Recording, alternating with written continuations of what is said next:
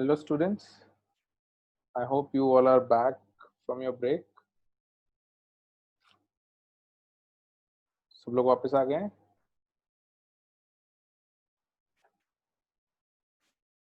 Good evening students.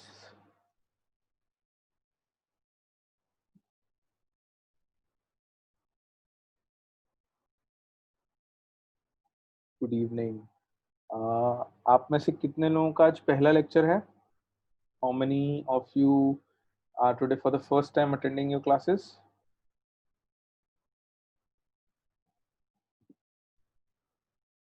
एक, दो, तीन, चार, पाँच, छः, सात, आठ. Okay, 9, 10. ठीक है. So we have quite a few students who are new. Okay.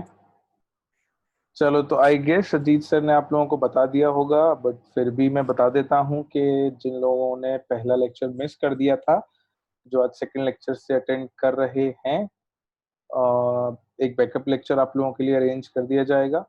Chemistry में तो वैसे ऐसा कुछ बहुत अलग नहीं है. हम लोगों ने कुछ ऐसी चीज़ों को थोड़ा सा एक्स्ट्रा पढ़ा था जो 9th और 10th में आप लोगों ने पढ़ी हुई है. I discuss a few things कि हमने क्या क्या पढ़ा था, उसके आगे ही हम लोग बात करेंगे. एक क्वेश्चन भी मैंने होमवर्क दिया था, वो भी हम लोग डिस्कस करेंगे. तो let's move ahead with our lecture. क्योंकि कुछ बच्चे नए हैं, मैं अपने आप को री इंट्रोड्यूस कर देता हूँ. आई विल री इंट्रोड्यूस माई सेल्फ. अजीत ने आपको इंट्रोड्यूस किया होगा, अजीत सर ने आपको इंट्रोड्यूस किया होगा.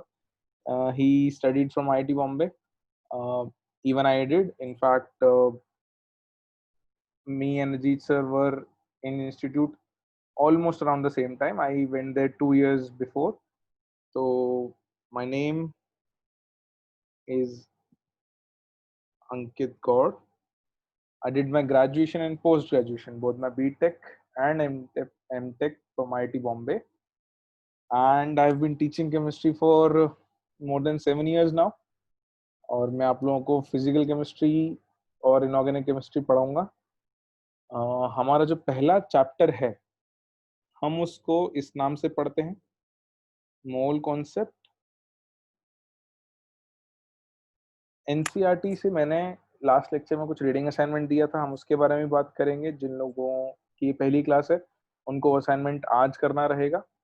और अदर देन दैट कुछ क्वेश्चंस भी मैंने होमवर्क दिए थे, तो वो आप लोग जिन लोगों का पहला लेक्चर है वो कल की बैकअप क्लास के बाद कर लीजिएगा. आज भी मैं कुछ क्वेश्चंस होमवर्क दूंगा, कुछ रीडिंग असाइनमेंट दूंगा, वो सब लोगों के लिए रहेगा. ऐसा उसमें कोई दिक्कत नहीं आएगी, आपने पहला लेक्चर अटेंड किया है या नहीं, उससे कोई फर्क नहीं पड़ेगा. तो एक क्विक रिकैप कर लेते हैं हमारे पिछले लेक्चर का. हमने क्या किया था, एक क्वेश्चन मैंने होमवर्क दिया था, उस पर बात कर लेते हैं और फिर हम लोग आगे पढ़ेंगे. ठीक है.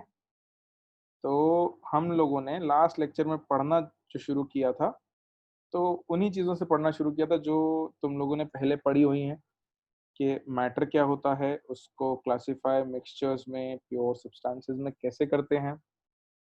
मिक्सचर्स और प्योर सब्सटेंसेस की भी क्लासिफिकेशन पढ़े थे हम लोगों ने, कि प्योर सब्सटेंसेस किस टाइप के हो सकते हैं, एटम्स हो सकते हैं, मॉलिक्यूल्स हो सकते हैं. मॉलिक्यूल्स का डिमार्केशन पढ़ा था, कैसे किस टाइप से मॉलिक्यूल्स को कैटेगराइज कर सकते हैं. वर्ड आयन तुमने सुना होगा, उसको थोड़ा डिस्कस किया था. आंसर्स बेटा अभी मत लिखो, एक बार रिकैप सुन लो, उसके बाद मैं तुम लोगों के आंसर्स देख लूंगा, आंसर डिस्कस कर लूंगा, और उसको हम थोड़ा और डिटेल में भी डिस्कस करेंगे उन आंसर्स को. ठीक है. तो जब मैं बोल रहा हूँ तब आप लोग चैट नहीं करेंगे. You will keep your chat off while I am speaking, है ना.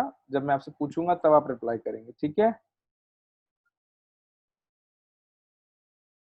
अच्छा, तो उसके बाद हम लोगों ने आयंस की बात करी थी, कि किसी भी एटम या मॉलिक्यूल पे जब भी कोई चार्ज आता है तो वो एक आयन कहलाता है. ठीक है. whenever a molecule or an atom has a charge on it, it is known as ion. ठीक है. कुछ एग्जांपल्स हमने डिस्कस किए थे कि हाइड्रोजन पे नेगेटिव चार्ज आएगा तो हाइड्राइड आयन बनेगा, क्लोरीन पे आएगा तो क्लोराइड आयन बनेगा. सोडियम अगर इलेक्ट्रॉन लूज करेगा तो सोडियम आयन बनेगा। कैल्शियम कार्बोनेट की बात की थी, तो कैल्शियम कार्बोनेट में 2 आयन थे, एक कैल्शियम का एक कार्बोनेट का।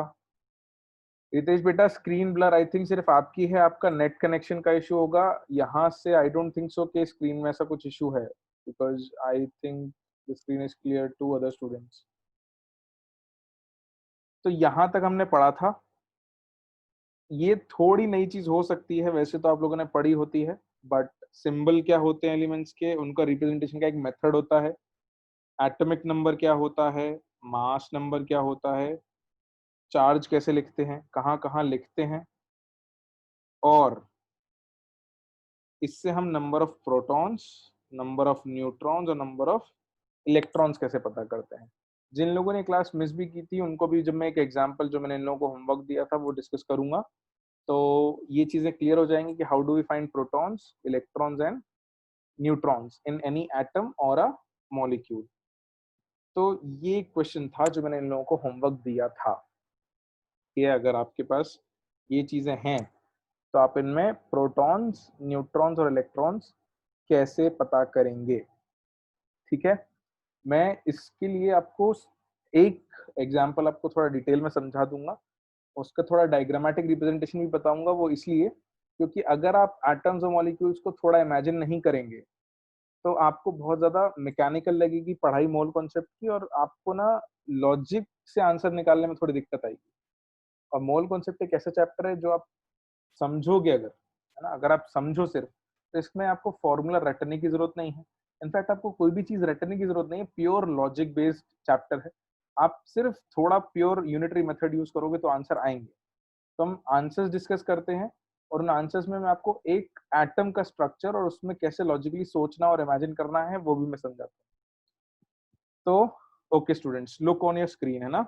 यहाँ पे पहला एग्जाम्पल और दूसरा एग्जाम्पल, ये दो मैं डिस्कस करूंगा, बाकी के हम सिर्फ और सिर्फ आंसर्स लिखेंगे। तो लिथियम में यहाँ पर सिंबल है, इसमें नीचे 3 है, यानी कि ये आपका क्या हो गया, एटॉमिक नंबर। तो जो नए बच्चे हैं वो ध्यान से सुनना, एटॉमिक नंबर जो होता है ये हमेशा नंबर ऑफ प्रोटॉन्स के इक्वल होगा, है ना, हमेशा नंबर ऑफ प्रोटॉन्स के इक्वल होता है। तो किसी भी एटम या आयन में नंबर ऑफ प्रोटॉन्स पूछे हैं तो आपको सीधे सीधे क्या करना है, ये जो नंबर है ये बोल देना है नंबर ऑफ प्रोटॉन्स में। तो यहाँ पे आप क्या लिख दोगे, 3। ठीक, नंबर ऑफ न्यूट्रॉन्स ये कैसे पता करेंगे, देखो बेटा, ये ऊपर जो नंबर होता है, यहाँ जो सिंबल के ऊपर लिखा जाता है, इसको हम कहते हैं मास नंबर। ठीक है, और ये जो मास नंबर होता है this is equal to protons plus neutrons. तो जो किसी भी एटम के अंदर प्रोटॉन और न्यूट्रॉन का टोटल सम होगा उसको हम कहेंगे उसका मास नंबर। तो अब अगर किसी चीज का मेरे को प्रोटॉन पता है और मास नंबर पता है तो मैं न्यूट्रॉन निकाल सकता हूँ। तो न्यूट्रॉन को क्या लिख देंगे, number of neutrons is mass number minus atomic number या नंबर ऑफ प्रोटॉन्स। तो करना क्या है, कुछ नहीं, ऊपर वाले नंबर में से नीचे वाले नंबर को आप माइनस कर दो तो आपको नंबर ऑफ न्यूट्रॉन्स मिलेंगे। तो कितने न्यूट्रॉन्स आएंगे इस केस में बताओ जरा, आप रिप्लाई करके बताओ सब लोग, कितना आएगा number of neutrons, 4। Very good very good very good very good, 4 है ना, सबको क्लियर है, बहुत सिंपल सी चीज है, कुछ टफ नहीं है इसमें, बस याद रखना है अपने को थोड़ा सा कि प्रोटॉन्स और न्यूट्रॉन्स का टोटल होता है ऊपर और सिर्फ प्रोटॉन का नंबर होता है नीचे। तो ऊपर वाले में से अगर प्रोटॉन हटा देंगे तो जो बचेगा वो हो जाएगा न्यूट्रॉन्स। अच्छा, इलेक्ट्रॉन्स बेटा, है ना, किसी भी न्यूट्रल स्पीशीज में, ये वर्ड थोड़ा ध्यान से सुनना, इसमें आपको कैलकुलेशन करने की जरूरत नहीं पड़ेगी। किसी भी न्यूट्रल स्पीशीज बोल रहा हूं मैं, ठीक है, एटम हो चाहे मॉलिक्यूल हो, आयन नहीं होगा क्योंकि आयन न्यूट्रल नहीं होते हैं, आयन पे हमेशा चार्ज होता है। किसी भी न्यूट्रल स्पीशीज में नंबर ऑफ प्रोटॉन और नंबर ऑफ इलेक्ट्रॉन्स हमेशा हमेशा बराबर होंगे, ऑलवेज। तो अगर कोई न्यूट्रल स्पीशीज है तो आपको कैलकुलेट करने की भी जरूरत नहीं है, सीधे नंबर ऑफ प्रोटॉन देखो, कोई चार्ज नहीं है तो नंबर ऑफ प्रोटॉन्स को उठा के सीधे इलेक्ट्रॉन्स में लिख दो। तो कितना लिख दूं मैं यहाँ पे, 3। Very good. ये बात क्लियर है, सबको समझ आती है? Why not two? पूर्व ये क्या सवाल है? और वैसे तो कहोगे कि सर वाई नॉट वन, तो टू कहाँ से आया ये बताओ। चलो टू मैं क्यों लिखूं,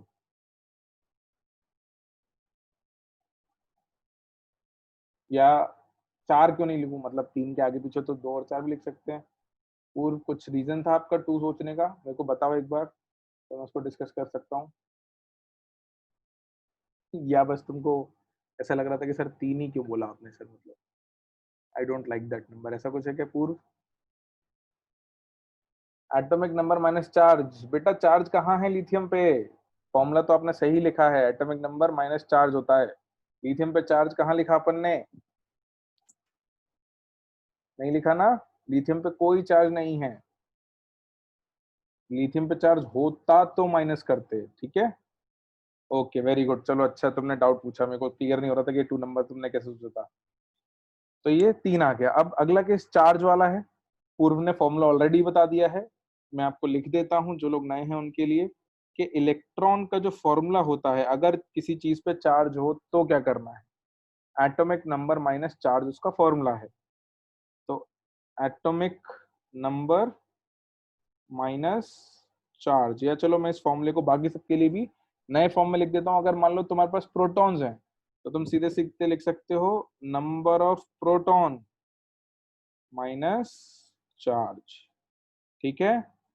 चार्ज को हमेशा विद साइन रखेंगे, पॉजिटिव होगा तो पॉजिटिव रखेंगे, नेगेटिव होगा तो नेगेटिव रखेंगे, ठीक है। तो चाहे पुराने स्टूडेंट्स हों, मतलब पिछला लेक्चर जिन्हें अटेंड किया है वो हों, या नए स्टूडेंट्स हों, अगले पार्ट का आंसर सबको देना है, ठीक है। तो यहाँ ऑक्सीजन में प्रोटॉन कितने आएंगे बेटा? 8, वेरी गुड। तो यहाँ मैं लिख देता हूँ 8। यहाँ न्यूट्रॉन कितने लिख दूं मैं?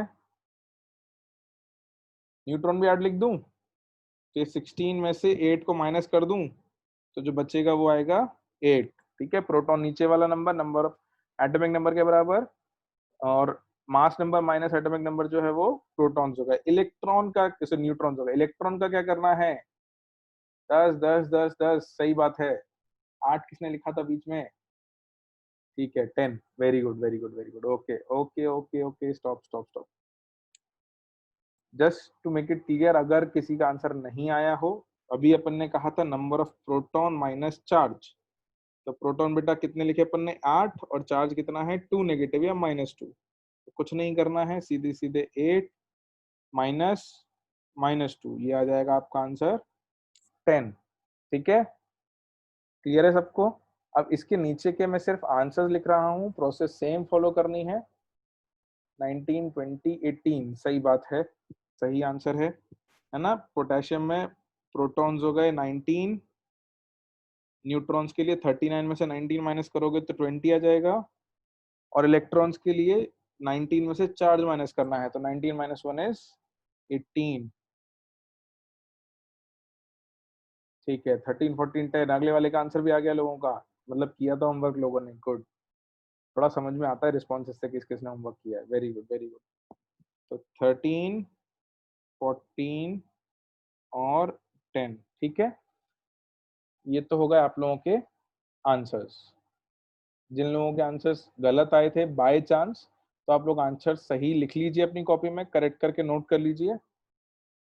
जिन लोगों ने आज ये पहला लेक्चर अटेंड किया है, वो लोग इस टेबल को बना लो, बट 2 से 3 पे छोड़ के बनाना, क्योंकि फर्स्ट लेक्चर के नोट्स, जो उन लोगों का आज पहला लेक्चर, उनको फर्स्ट लेक्चर के नोट्स इसके पहले लिखने रहेंगे, ठीक है। तो कीप 2 और 3 पेजेस एज रिजर्व, और उसके आगे टेबल बना लो, और सब लोग अपने आंसर्स चेक कर लो, है ना।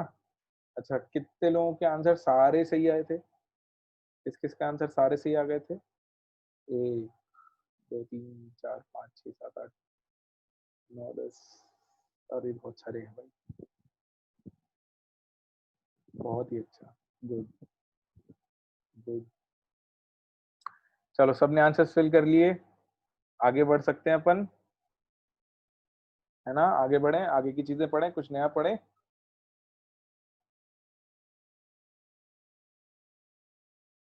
चलो तो कुछ नया पढ़ते हैं, ओके। तो ऐसा कुछ एक वर्ड है एटोमिसिटी। अभी तक जो कुछ अपन ने किया, ये जो नंबर्स निकाले वो या तो एटम पे निकाले या मॉलिक्यूल आयंस पे निकाले ना, मॉलिक्यूल्स पे नहीं निकाले अपन ने। तो अब अपन क्या करते हैं कि यही काम जो है थोड़ा मॉलिक्यूल्स के लिए करना शुरू करते हैं। तो एक नया वर्ड आएगा मॉलिक्यूल्स के लिए, एटोमिसिटी कहेंगे अपन इसको। व्हाट डज एटोमिसिटी मीन, है ना, what does the word mean? तो इट सिंपली मीन्स, या चलो अब तुम एक काम करो, अगली हेडिंग लिखो अपनी कॉपी में, write down the heading atomicity. Atomicity colon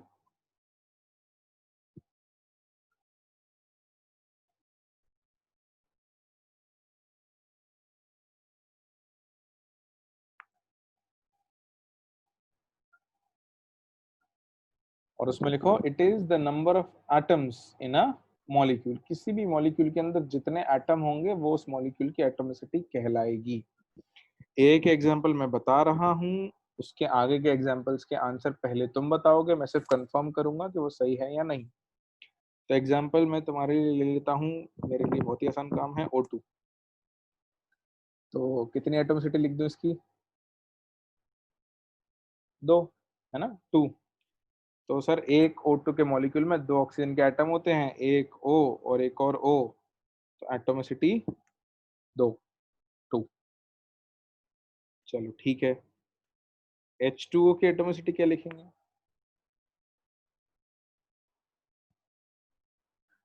3 पक्का? 2 तो नहीं लिखेंगे? तो सर ये एक हाइड्रोजन एक ऑक्सीजन 2 लिख दें?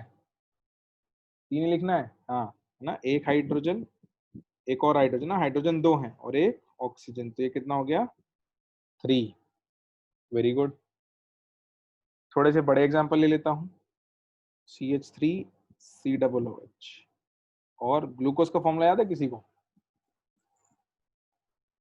What was the formula of glucose? क्या था फॉर्मूला? ग्लूकोज का फॉर्मूला होता, पहले आंसर बाद में बताना।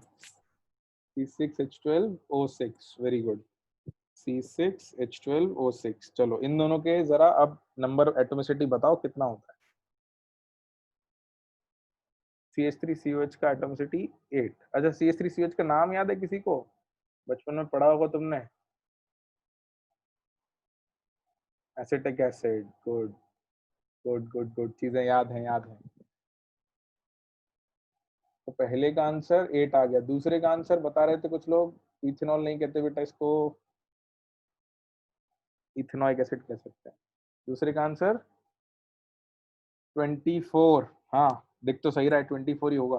देखो, आ जाओ एक बार और थोड़ा सा समझा देता हूँ, बहुत सिंपल सी चीज है, कुछ टफ नहीं है। CH3COH में एक कार्बन 3 हाइड्रोजन 4 हो गए, 5 6 7 8, है ना। एटोमिसिटी 8, कुल मिला के बस एटम्स गिनने और कुछ नहीं करना, that is your atomicity of a molecule. Similarly 6 + 12 + 6 is 24। ये हो गई आपकी एटोमिसिटी। ठीक है, ये एग्जांपल्स कॉपी में नोट किए सब लोगों ने? हाँ, ये नोट करना है कॉपी में, ठीक है। चलो तो अब इसके बाद वापस अपन क्वेश्चन पे जाते हैं। अब जो अपन ने पिछले सवाल में किया था उसको थोड़ा एक्सटेंड करेंगे, मॉलिक्यूल्स लिखेंगे, एटोमिसिटी लिखेंगे उनकी, और प्रोटॉन्स और इलेक्ट्रॉन्स भी लिखेंगे। ठीक है, तो सबसे पहले एक काम करो, सबसे पहले एटोमिसिटी लिख लो इनकी, वो आसान काम है ना। पहले एटोमिसिटी डिस्कस करते हैं, फिर मॉलिक्यूल के अंदर प्रोटॉन और इलेक्ट्रॉन को कैसे इमेजिन करना है वो मैं एक में समझाऊंगा, बाकी के आंसर तुम सब दो।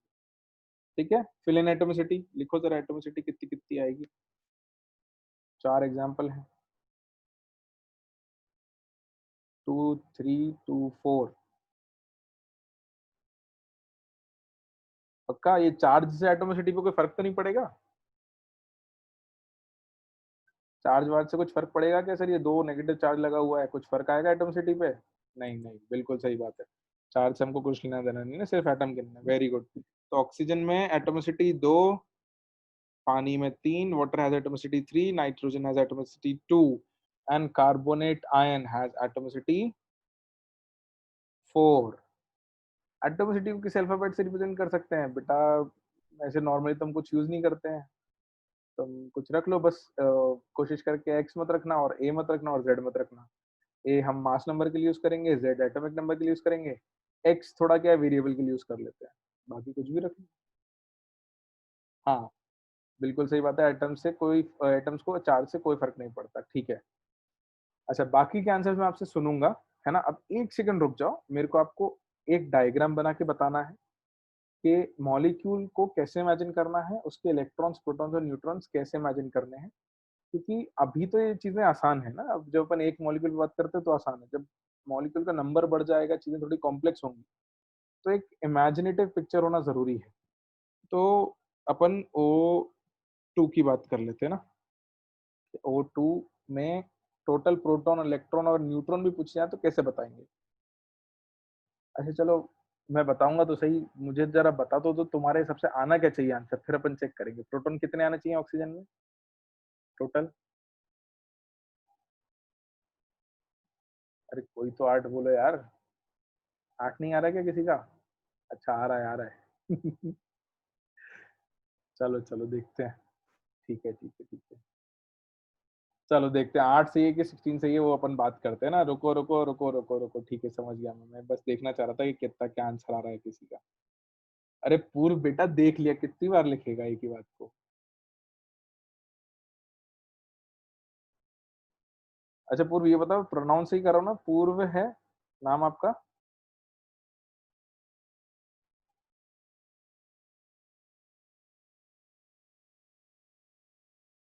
पूर्व रिस्पॉन्ड नहीं करा। पूर्व नाम सही बोल रहा हूँ या गलत बोल रहा हूँ? इज इट पूर्व और इज इट पूर्वा?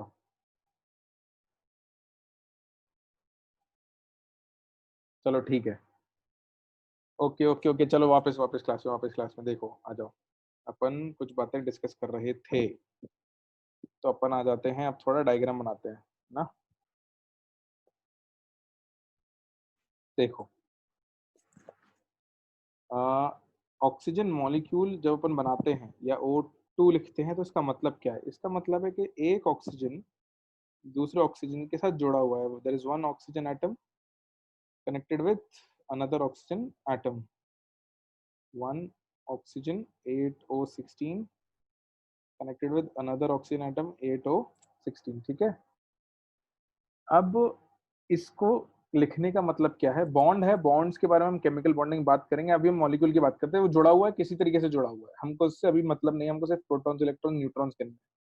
तो जब हम ऐसे लिखते हैं तो इसका मतलब क्या होता है? देखो, ऑक्सीजन का एक न्यूक्लियस होगा, उसमें 8 प्रोटॉन होंगे, ठीक है, इट हैज 8 प्रोटॉन्स, और 16 में से 8 माइनस करेंगे तो बचेगा 8 न्यूट्रॉन। ये तो न्यूक्लियस की बात हो गई।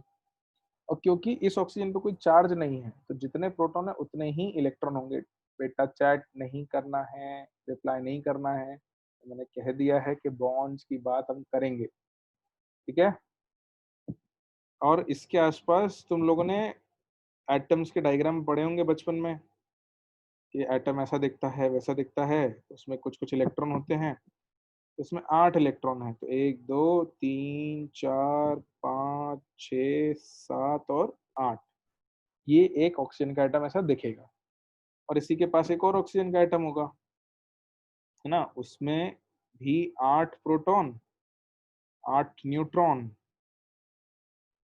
और इलेक्ट्रॉन भी 8, क्योंकि इस पे कोई चार्ज नहीं है। तो 1 2 3 4 5 6 7 और 8 इलेक्ट्रॉन हो गए, ठीक। अब अगर आपको मान लो ये डायग्राम समझ में आता है ना, ये समझ में आ रहा है ना कि मीनिंग क्या है, हाउ डू इमेजिन, है ना। बॉन्ड्स की बात नहीं कर रहे। O2 का मतलब है कि एक ऑक्सीजन, दो ऑक्सीजन, दो ऑक्सीजन के एटम है। हर ऑक्सीजन के एटम के अंदर 8 प्रोटॉन है, 8 न्यूट्रॉन है और 8 ही इलेक्ट्रॉन है। तो अब अगर कोई आपसे कहे कि O2 के अंदर प्रोटॉन कितने हैं, तो कितने कहोगे अब आप? O2 के अंदर कितने प्रोटॉन हो जाएंगे बेटा? 16। अब सबको क्लियर है ना, 16 आंसर है। किसी को ये डाउट तो नहीं कि 8 आएगा? अब तो सबको क्लियर आ रहा है ना 16 आंसर। आंसर इज 16, ठीक है। अच्छा, न्यूट्रॉन कितने आएंगे बेटा? हाउ मेनी न्यूट्रॉन्स O2 के अंदर? 16, वेरी गुड। और इलेक्ट्रॉन भी कितने आ जाएंगे? 16 ही आएंगे, क्योंकि कोई चार्ज नहीं है। अभी मैंने कहा था कैलकुलेट करने की जरूरत नहीं है, अगर चार्ज नहीं है तो जितने प्रोटॉन उतने ही इलेक्ट्रॉन होंगे। Very good. तो हमने अपना पहला आंसर निकाल लिया कि सर इधर प्रोटॉन 16 और इलेक्ट्रॉन भी 16। H2O के अंदर बता सकते हो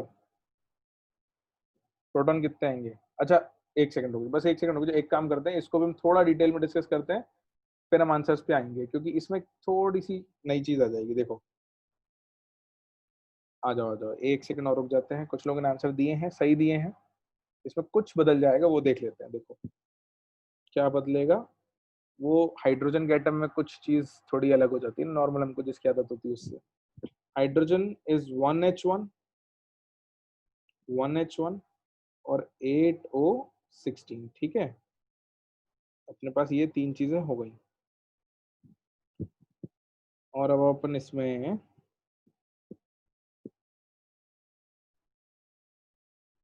प्रोटॉन, न्यूट्रॉन और इलेक्ट्रॉन भरना चाहते हैं कि कितने कितने हैं, है ना। तो एक एक करके बात करेंगे। इस हाइड्रोजन में कितने प्रोटॉन है, पहले वाले में, इसमें कितने प्रोटॉन है? एक दिख रहा है ये नीचे, 1, तो 1 आ गया, ठीक है। न्यूट्रॉन कितने हैं इसमें? How many neutrons? न्यूट्रॉन्स भी एक है। इसी बातें करते हो, अभी बताया था, ऊपर वाले नंबर में से नीचे वाले को माइनस करेंगे तो क्या बचेगा? 1 - 1 क्या 1 होता है? 0। हाँ, न्यूट्रॉन्स कितने हैं? 0। तो ये बात अलग है। हाइड्रोजन एटम जो होता है 1H1, उसमें कोई न्यूट्रॉन नहीं होता, इट इज 0 न्यूट्रॉन्स। इलेक्ट्रॉन कितने होंगे? Electrons 1, very good. तो अगले हाइड्रोजन में भी सेम नंबर भर देते हैं, 1, 0 और 1। यहाँ तक तो दिक्कत नहीं है किसी को भी, क्लियर है? अच्छा, ऑक्सीजन में क्या नंबर भर दें अपन सारे के सारे? क्या भर दें? प्रोटॉन, तीनों बता दो एक साथ, प्रोटॉन, न्यूट्रॉन, इलेक्ट्रॉन, कितने कितने कितने? 8 8 8, सही बात है। 8 प्रोटॉन, 8 न्यूट्रॉन और 8 इलेक्ट्रॉन, ठीक है। सब में इंडिविजुअल आंसर आ गया अपने पास। तो पानी के मॉलिक्यूल में कितना आएगा? पानी के मॉलिक्यूल में प्रोटॉन कितने आएंगे?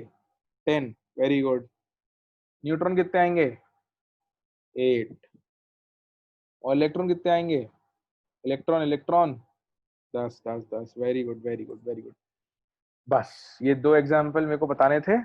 अब अपन वापस टेबल पे चलेंगे और अब अपन कम डिटेल में लिखेंगे, थोड़ा डायरेक्ट करना सीखेंगे, है ना।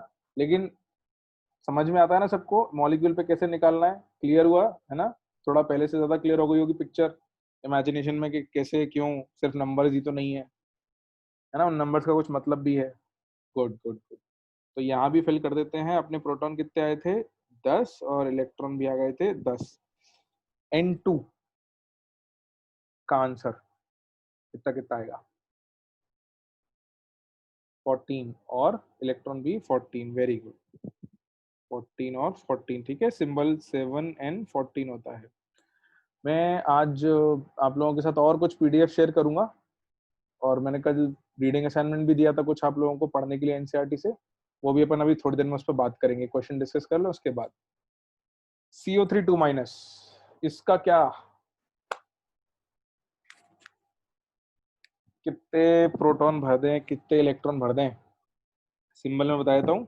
कार्बन होता है 6C14, और ऑक्सीजन होता है 8O6, सॉरी 6C14 बोल दिया मैंने, कार्बन 12 की बात करेंगे अपन, 6C12, ठीक है, और 8O16। बताओ कितना कितना आएगा?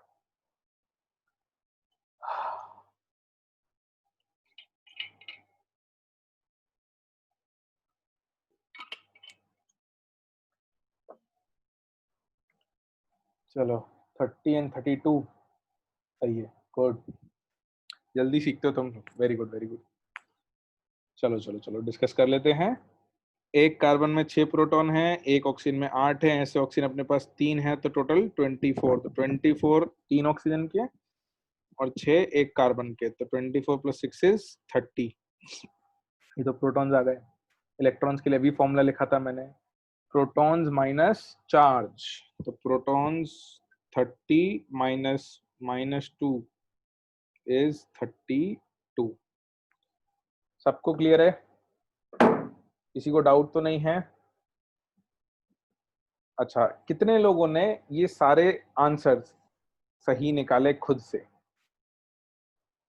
अभी जो टेबल अपन ने बनाई, कितने लोगों ने सब खुद से सारे सही निकाले? बहुत ही अच्छा, गुड गुड गुड। कुछ लोगों ने हैंड रेज किया, कुछ लोगों ने रिप्लाई किया। वन वॉज रॉन्ग, कोई बात नहीं, चलो चलेगा, वो कोई दिक्कत नहीं है। I just wanted to know के कितना है। चलो ठीक है, okay okay okay okay, pause again बच्चों। अब कुछ बातें कर ले अपन, फिर कुछ तुमने बचपन में पढ़ा उस पर भी बात करेंगे। तो बातें ये है कि एक तो मैं तुम्हें पेजेस पढ़ने को कहे थे, है ना, जहाँ पे तुमने अगर थोड़ा पढ़ा होगा ईमानदारी से, तो इंट्रोडक्शन था केमिस्ट्री के बारे में, साइंस में केमिस्ट्री की क्या रिक्वायरमेंट है। क्योंकि तुम लोग जेई की प्रिपरेशन कर रहे हो, you want to be an engineer. तुमने अगर थोड़ा ध्यान से पढ़ा हो तो एक स्टेटमेंट लिखा था एनसीईआरटी में कि developing country like India needs talented chemists. और ये बात बिल्कुल सही है ना। After passing out from IIT I seen this के एक्चुअली बहुत कम लोगों को पता होता है कि chemical engineering is a very in demand branch of science engineers. तो ज़रूरत है, आप इंजीनियर बनोगे तो आपको बहुत सारे मटेरियल्स को हैंडल करना पड़ेगा, और उनकी अंडरस्टैंडिंग के लिए केमिस्ट्री इंपॉर्टेंट है ना। फार्मास्यूटिकल इंडस्ट्री, एफएमसीजी यानी कि आपके जो डेली प्रोडक्ट्स होते हैं, आपका food industry, these are all based on chemistry. In fact non food industry as well है ना, आपके जो ऑटोमोबाइल्स होते हैं, उनके मेटल्स, उनके plastics are all based on understanding of chemistry. आपको वो समझना जरूरी है। Obviously there are lot of other things as well, but chemistry is important. उसके बाद मैंने आपको एक सेक्शन और पढ़ने को दिया था, जिसमें आपको मॉलिक्यूल्स और एटम्स के बारे में और मैटर के क्लासिफिकेशन के बारे में बताया था। वो मैंने इसलिए बोला था कि उसमें कुछ डायग्राम्स बने थे ना, एटम्स के और मॉलिक्यूल्स के। तो उस टाइप का इमेजिनेशन थोड़ा हमको डेवलप करना है। मॉलिक्यूल बोला तो हमको दिखना चाहिए दिमाग में कि भाई H2O बोला है तो एक ऑक्सीजन है और दो हाइड्रोजन है, ऐसा इमेजिनेशन थोड़ा माइंड में होना चाहिए। क्योंकि if you will imagine those things, आपको केमिस्ट्री समझ में ज्यादा आएगी। खासकर मोल कॉन्सेप्ट अगर आपको समझ में आता है ना किसके अंदर क्या रखा है, तो आपको बहुत लॉजिकली सॉल्व करना आएगा, आपको ज्यादा रटने की जरूरत नहीं है। एंड केमिस्ट्री और in fact any part of science is not about facts. लोग ऐसा कहते हैं ना केमिस्ट्री रटने की चीज है, बेटा रटने की चीज नहीं है, समझने की चीज है। आपको कुछ चीजें याद रखनी पड़ती हैं, that is a different factor, वो सब जगह याद रखना पड़ेगा। ठीक है, तो ये मैंने आपको रीडिंग के लिए दिया था, वो आपको करना था। आई होप आप सबने किया हो। नेक्स्ट टर्न के लिए मैं कुछ और reading assignment as a homework दूंगा आप लोगों को, और कुछ क्वेश्चंस भी। तो there is one thing that I want to discuss before we move forward, कि आप लोगों को याद है या नहीं, ये चीज आप लोगों ने पढ़ी होगी कि फॉर्मूला किसी भी कंपाउंड का कैसे लिखते हैं। अगर आपके पास कोई आयन है तो फॉर्मूला कैसे लिखते हैं। कुछ एग्जांपल्स हमने ले रखे हैं, जैसे HCl है, तो एक क्रिस क्रॉस मेथड आप लोगों ने पढ़ा होगा कि ये जो चार्ज होता है इसको दूसरे वाले आयन के नीचे ले जाते हैं, और दूसरे वाले आयन के चार्ज को पहले वाले के नीचे। तो H के नीचे 1, Cl के नीचे 1, तो फॉर्मूला बन जाता है HCl, है ना, राइट।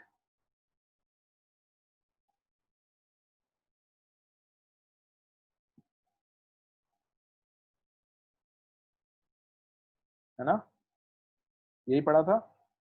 कृष्ण, आपका डाउट का मैं जवाब दूंगा। क्वेश्चन अच्छा है, अगर आपने पढ़ा था तो वेरी गुड। अपन इसको डिस्कस करेंगे, इस एग्जाम्पल को कर लेते हैं, और उसके बाद मेरे को एक बार और रिमाइंड करा देना, I get back to your doubt. ठीक है, Mg+2 और Cl-1, इसको भी क्रॉस कर देते हैं। तो कंपाउंड Mg के नीचे 1 और Cl के नीचे 2, इसका नाम क्या लिखते थे बेटा? कुछ नाम वाम लिखना सीखे होंगे अपन लोगों ने, क्या नाम होता था इसका? मैग्नीशियम क्लोराइड, है ना, this was magnesium chloride, very good. एक लास्ट एग्जांपल और कर लेते हैं। ये सब बस ये चेक करने के लिए आप लोगों को चीजें याद है नहीं, क्योंकि आगे क्वेश्चंस में आपको नाम और फॉर्मूले लिखने आने चाहिए, या नाम दिया तो नाम से फॉर्मूला है, फॉर्मूला दिया तो फॉर्मूले से नाम। Al2SO4 whole thrice, very good, है ना। 3 goes here, 2 goes here, तो Al has 2 and SO4 has 3, Al2SO4 whole thrice। And what do we call this? Aluminium sulfate। कुछ लोगों ने लिख दिया already, good good good good, बहुत सारे लोगों ने लिख दिया। प्रथम, जानवी, सिद्धांत, हर्षवर्धन, आयुष, निष्का, मनदीप, दिति, रेडमी।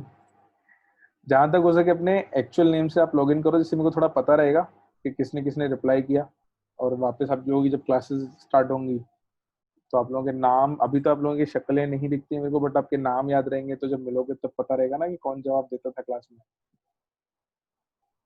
चलो ठीक है, तो ये तो अच्छी बात है कि आप सबको याद है, वेरी गुड वेरी गुड। चलो अब अपन अपने टॉपिक पे आ जाते हैं। मोल कॉन्सेप्ट है ना, कि मोल क्या है, ये हमको पढ़ना है। ये सब जो हमने अभी तक पढ़ा ये बेसिक रिक्वायरमेंट्स है, क्योंकि मोल पर वर्क करने के लिए हमको पहले ये चीजें पता होनी चाहिए, क्योंकि मोल के क्वेश्चंस में इनका हमको यूज होगा। तो अपनी अगली हेडिंग जो तुम लिखोगे, उस हेडिंग को लिखोगे तुम मोल कॉन्सेप्ट, है ना। और हाँ, इससे मेरे को याद आया, मैंने उसको क्वेश्चन पूछने को बोला, क्वेश्चन याद दिलाने को बोला था ना, Piyush, how to find valency of SO4। बेटा वो आपको आयंस की वैलेंसी पता होनी चाहिए, मैं आपको लिस्ट शेयर करूंगा और उस पर बेस्ड होमवर्क भी दूंगा कि वैलेंसीज और आयंस, जैसे सल्फेट का वो पता होना चाहिए, उस पर 2 नेगेटिव चार्ज होता है ना। बीच में एक क्वेश्चन पूछा था किसी ने, क्या क्वेश्चन पूछा था, कुछ तो something related to pure substances. हाँ, कृष्णा ने एक सवाल पूछा था, सब लोग सुन लो जरा, क्वेश्चन क्या है। In NCERT, it is written that constituent of pure substances are same in chemical nature, but constituent of H2 are not same in chemical nature.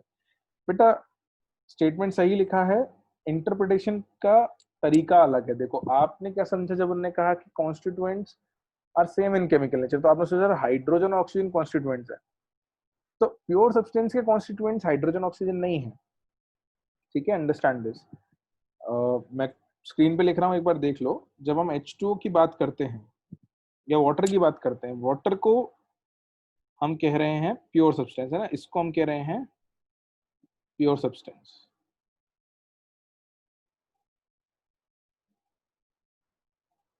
तो प्योर सब्सटेंस पानी है, और पानी के जो कॉन्स्टिट्यूएंट पार्टिकल्स हैं H2O, इसकी बात है। ये केमिकल नेचर में सेम है, एक H2O और दूसरा H2O का मॉलिक्यूल एक जैसा ही बिहेव करेगा। तो कब कॉन्स्टिट्यूएंट सेम बिहेव नहीं करते हैं, वो होता है बेटा मिक्सचर की बात, है ना। जब अपन मिक्सचर की बात करेंगे, प्योर सब्सटेंस और मिक्सचर्स का फर्क था वो, कि प्योर सब्सटेंस और मिक्सचर्स में क्या फर्क है। तो जब अपन मिक्सचर की बात करते हैं, तो मिक्सचर जैसे सॉल्ट और शुगर ले लें, तो वो सॉल्ट और शुगर का जो मिक्सचर है, इसके दो अलग अलग नेचर होंगे ना। सॉल्ट अपने नमकीन टेस्ट ही शो करेगा, शुगर अपना मीठा टेस्ट ही शो करेगा। तो मिक्सचर के अलग अलग कंपोनेंट्स का अलग अलग बिहेवियर होगा। बात समझ में आ गई, है ना। तो that is what they meant constituent particles, मतलब किन से बना है वो। तो H2O एक पार्टिकल है ना, उसका फ्री एग्जिस्टेंस है, ठीक है।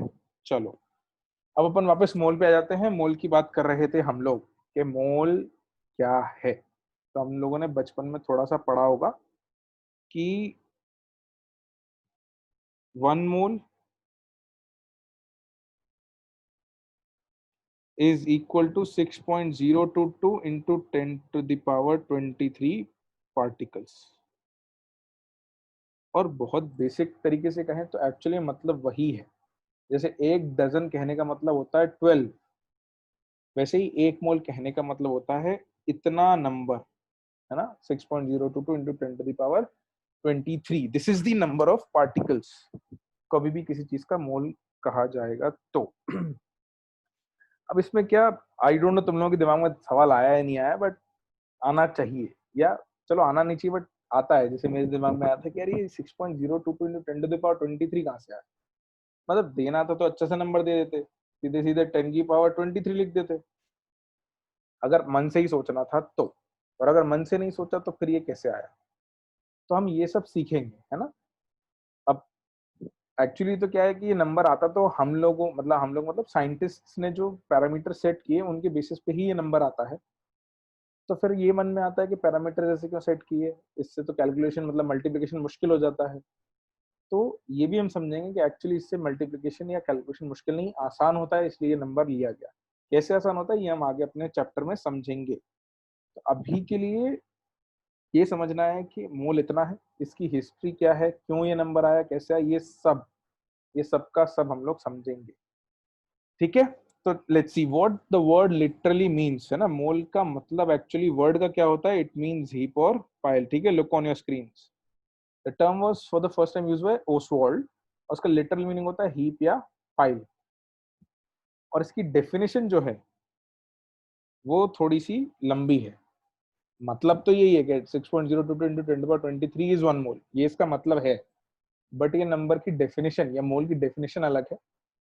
तो what the definition says is, by definition, 1 mole of a substance is the amount that contains as many particles or entities as there are atoms in exactly 12 gram of carbon 12 isotope. Short में कहें या simply कहें तो 12 gram carbon अगर आप ले लो, है ना, 12 ग्राम कार्बन प्योर, प्योर कहने का मतलब है ऐसा कार्बन जिसमें सिर्फ कार्बन 12 के एटम है ना, 6C12 वाले एटम ही है, 6C14 वाले नहीं है, आइसोटोप्स नहीं है, नो आइसोटोप्स। अगर आपको आइसोटोप्स नहीं पता है तो भी टेंशन मत लेना, हम लोग पढ़ेंगे इसको आगे चल के, ठीक है। नोट करने का मैं भी आपको टाइम दूंगा, है ना, पहले समझ लो।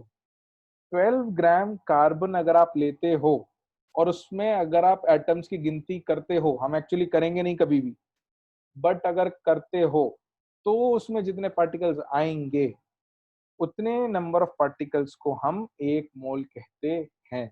और वो नंबर जो आएगा अल्टीमेटली आएगा यही, ये नंबर उसी डेफिनेशन से निकाला गया है, 6.022 इंटू 10⁻23। ठीक है, अभी हमको ये नंबर ही समझना है और इसका यूज कैसे करना है ये समझेंगे। अब आपको नोट क्या करना है बेटा, ये पहली लाइन नोट करो, मैं मार्क कर देता हूँ स्क्रीन पे, note this line. The term mole was first use by Oswald, एक ये लाइन नोट करनी है और उसके नेक्स्ट लाइन में ये डेफिनेशन नोट करनी है, ठीक है। यू नोट दिस डाउन, ये डेफिनेशन नोट करनी है, इसको नोट कर लीजिए। मैं स्क्रीन को थोड़ा ऊपर शिफ्ट कर देता हूँ, नोट इट डाउन, फिर मैं आगे बढ़ता हूँ।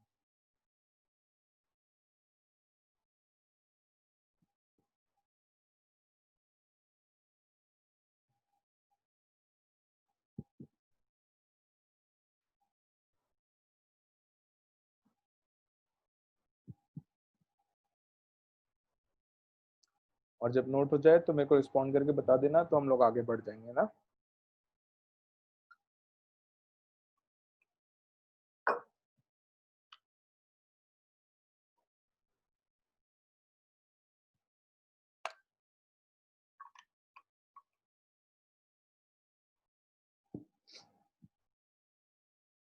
चलो, कुछ बच्चों ने तो नोट कर लिया है।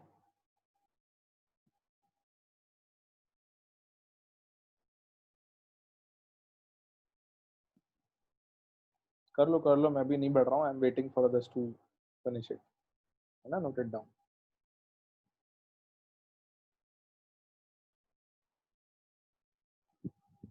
पर यही एग्जैक्ट वैल्यू है, डेसिमल के थोड़े आगे तक और जा सकते हो, बट बहुत ज्यादा फर्क पड़ेगा नहीं, तो अभी इतनी याद रखो, तो इससे आगे की जरूरत नहीं पड़ेगी, ठीक है। 6.022 यूज करो, 6.023 यूज करो, मोरलेस चलता है, कोई दिक्कत नहीं,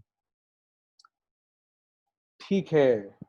ओके, आगे बढ़ते हैं। वाई ओनली C12 बेटा, कहा मैंने अपन आएंगे आएंगे, इन सब बातों पे आएंगे, हिस्ट्री पढ़ेंगे अपन कि क्यों ऐसा आया, आया कहाँ से, क्यों आया, जरूरत क्या पड़ी, सब की बात करेंगे ना, सब समझेंगे। बट पहले वर्ड का डेफिनेशन लिख लेते हैं, उसको यूज करना सीख लेते हैं और फिर आगे आएंगे, ठीक है। एंटिटीज मतलब कुछ भी जनरल वर्ड है किसी भी चीज का ना, मोल जरूरी नहीं है एटम का हो, मॉलिक्यूल का हो, आयन का हो। 6.022 इंटू 10⁻23 किसी भी चीज का, पेन लो, पेंसिल लो, कॉइन्स लो, वट एवर एनीथिंग, है ना। तो 1 mole is equal to 6.022 into 10⁻23 number of particles of anything. ऐसा जरूरी नहीं है कि मोल सिर्फ एटम का ही होगा, या मोल सिर्फ मॉलिक्यूल का होगा, या मोल सिर्फ आयन का होगा। अब इस पर इस इक्वेशन पे बेस्ड है ना, ये जो हमने अभी इक्वेशन लिखी ना इक्वल करके, इस इक्वेशन से हम एक फॉर्मूला बनाएंगे, और ये फॉर्मूला मैं नहीं बनाऊंगा, तुम बनाओगे। और पहले मेरे एक सवाल का जवाब दे दो, अगर उस सवाल का जवाब तुम दे सकते हो तो फॉर्मूला भी तुम उसी सवाल के जवाब से बना लोगे। तो सवाल ये है कि अगर मैं तुमसे कहूं कि तुम्हारे पास 30 बनानास है, so if you have 30 bananas, how many dozen of bananas do you have? Find out the number of dozen. बताओ कितने डजन बनाना होंगे? 30/12। सही बात है। तो ये फॉर्मूले के बिना कैसे आ गया बेटा आंसर? बताओ कैसे कैसे लाए, कैसे तुम ये आंसर?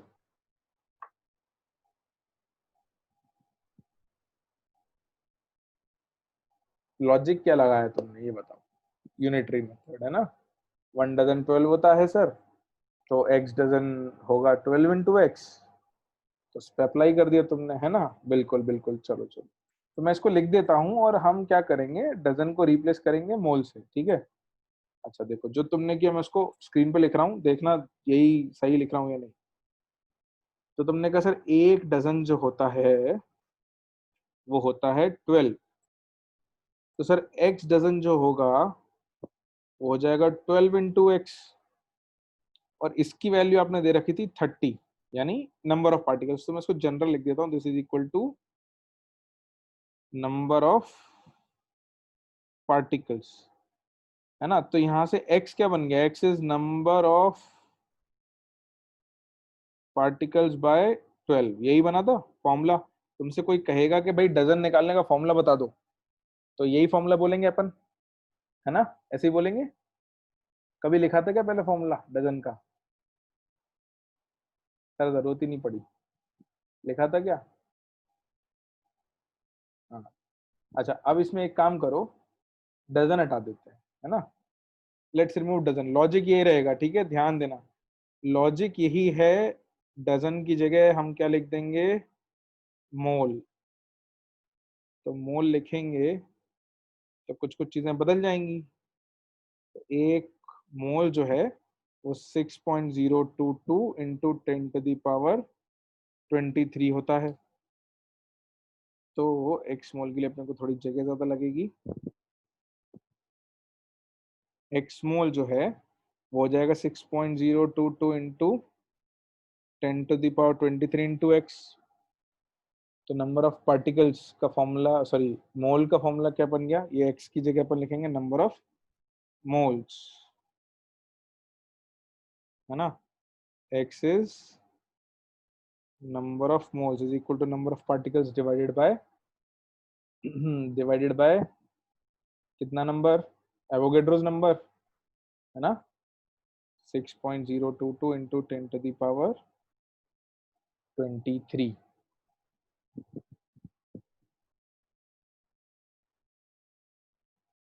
सबको दिख रहा है क्लियर? गौरव बेटा, स्क्रीन ब्लर है तो प्रोबेबली आपका नेट कनेक्शन स्लो हो गया होगा ना, क्योंकि यहाँ से स्क्रीन तो क्लियर है। आई थिंक आपका नेट थोड़ा स्लो होगा, इसको चेक करो, है ना। ठीक है, चलो। तो इस पर बेस्ड हम एक फॉर्मूले की बात करते हैं और फिर मैं तुम लोगों को होमवर्क दूंगा। तो हमारा फॉर्मूला क्या बन गया, अब ये तुमको नोट करना रहेगा। Number of moles is number of particles upon 6.022 × 10⁻23, है ना। ये अपना फॉर्मूला है, इसको नोट कर लो। Note this formula down. ये हमारा पहला फॉर्मूला है मोल का। बहुत सारे फॉर्मूले और आएंगे, बट नंबर ऑफ पार्टिकल्स से मोल्स निकालने का फॉर्मूला ये है। And once you are done noting, इसको मेरे को बता देना, तो फिर मैं आपको कुछ क्वेश्चन होमवर्क दे रहा हूँ और कुछ रीडिंग असाइनमेंट भी। गुड।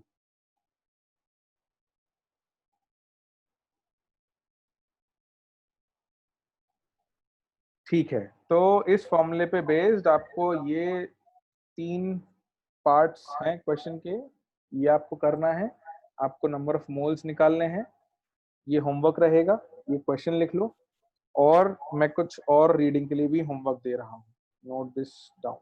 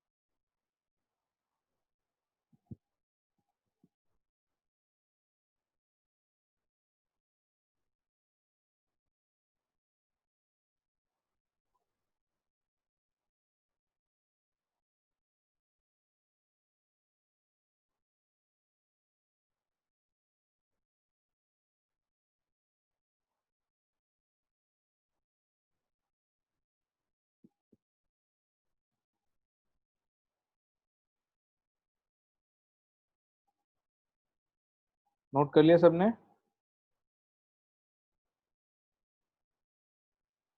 ओके, तो उस होमवर्क के क्वेश्चन के नीचे मैंने आप लोगों के लिए होमवर्क लिख दिया है। ये जो है आपका होमवर्क है एनसीईआरटी से, ठीक है? You have to do this from NCERT. ये होमवर्क भी आप अपनी कॉपी में लिख के रखेंगे, है ना? मैं स्क्रीन शिफ्ट नहीं कर रहा हूँ। ऊपर वाला होमवर्क भी लिखो और नीचे रीडिंग होमवर्क भी लिखो। और ये याद रखना, सेक्शन 1.8 पहले पढ़ना है। बीच के कुछ सेक्शंस हैं वो अभी नहीं पढ़ने हैं, वो मैं बाद में बोलूंगा पढ़ने के लिए। अगले लेक्चर के लिए आपको सेक्शन 1.8 पहले पढ़ना है। उसके बाद आप सेक्शन 1.7 पढ़ेंगे, 1.7.1, 1.7.3, 1.7.4। और ये रीडिंग है, इसको रीड करके रखो। मैं आपको क्लास में चीजें एक्सप्लेन करूंगा तो आपको पूरे सेक्शंस जो हैं वो क्लियर हो जाएंगे, ठीक है? But if you read it, आपको समझ में बहुत अच्छे से आएगा। यहाँ तक सबको क्लियर है?